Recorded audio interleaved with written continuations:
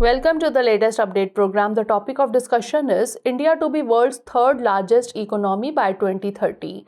S&P Global Ratings forecast that India will become the world's third largest economy by 2030.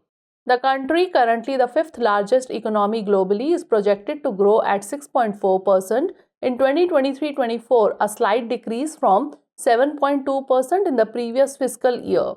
Growth rates are expected to stabilize at 6.4% in 2024-25 and then rise to 6.9% and 7% in the following years.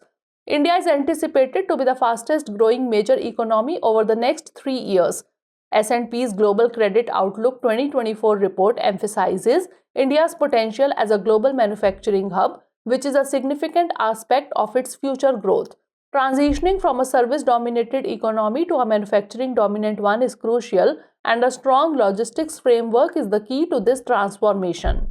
Additionally, unlocking labor market potential is dependent on upskilling workers and increasing female workforce participation, which will help India realize its demographic dividend. The report also highlights the potential of India's booming domestic digital market, particularly in financial and consumer technology sectors. This could significantly boost the high-growth startup ecosystem in the next decade. In the automotive sector, India is expected to see growth driven by infrastructure, investment, and innovation.